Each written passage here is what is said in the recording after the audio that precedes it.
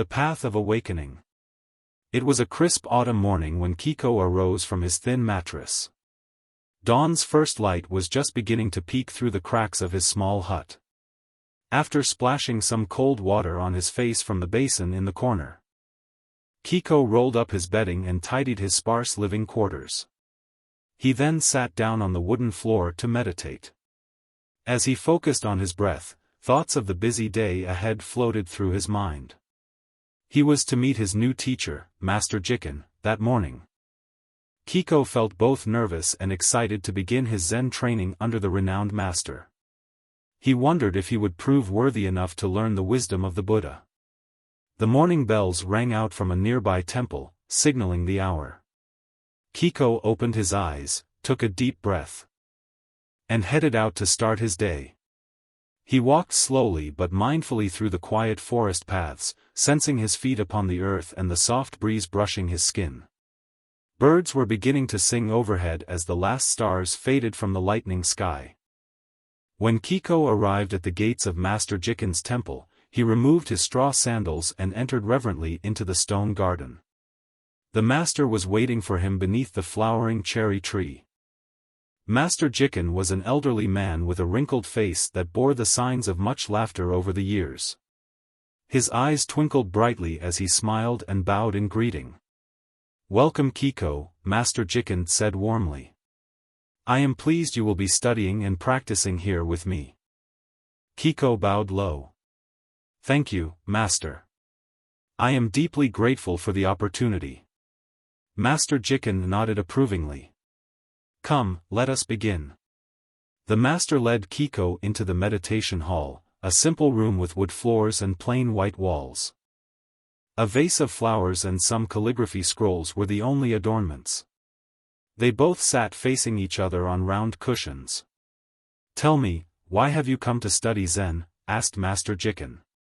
Kiko contemplated his response. "I seek the truth, to understand who I really am beyond titles and illusions. I want to wake up from the dream of suffering." Master Jiken smiled. "You speak like one who has already glimpsed the first signs of awakening. But tell me, how will you find this truth you seek?" "Through following the noble eightfold path the Buddha laid out, by cultivating right view, right intention, right speech, right action, right livelihood, right effort, right mindfulness, and right concentration." "Spoken like one who has studied the sutras well," acknowledged the master. "But now we must put these teachings into practice. Meditate with me." They both straightened their backs, closed their eyes, and began focusing on their breathing. In and out. The rise and fall of their chests settled into a slow steady rhythm. Kiko's mind soon grew calm and spacious. After some time passed, Master Jiken softly rang a bell signaling the end of the sitting session. Kiko opened his eyes and awaited the master's guidance. "You show promise as a student," remarked Master Jiken. "Remember, meditation is but the first step on the path. You must take this sense of tranquil awareness with you into all your daily activities." Kiko nodded. "Yes, Master." "Now come," Master Jiken motioned. "Let me show you where you will sleep and our gardens where you will work." Kiko spent the next few weeks in rigorous training under Master Jiken's tutelage. Each day began before dawn with several hours of meditation followed by spiritual lessons. The master spoke on the nature of ego and attachment, the illusions that bind us to suffering. In the afternoons, Kiko performed manual labor around the temple, sweeping the grounds, tending the vegetable gardens, and cleaning alongside the other students. They worked mindfully and in silence, contemplating the Buddha's teachings. Even simple chores became opportunities for personal growth when done with focused awareness. In the evenings, Master Jiken gave talks in the meditation hall and led further sitting sessions by candlelight. Kiko cherished this time, letting the master's wisdom wash over him. He felt himself becoming more open, more present. His old habits and ways of thinking were beginning to loosen their grip. One evening after lecture, Kiko walked slowly back to his hut beneath the stars. He paused to bow with deep gratitude before the large statue of Buddha in the garden, the one with the serene smile he had come to love.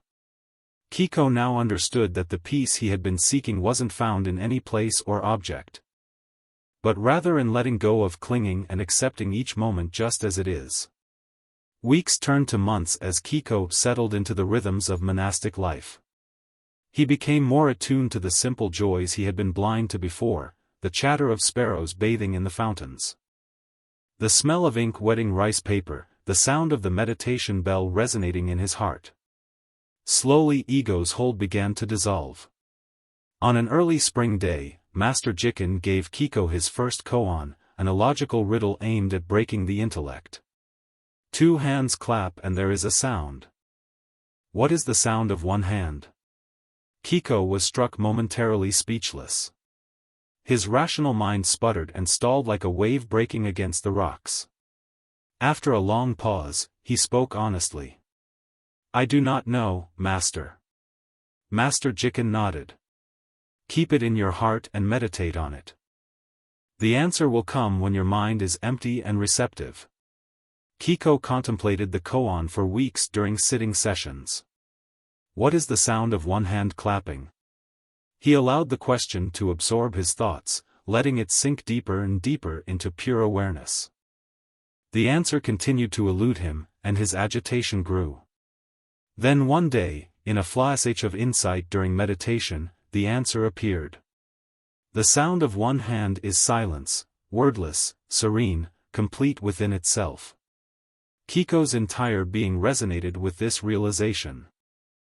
He felt himself suddenly awake and overflowing with joy.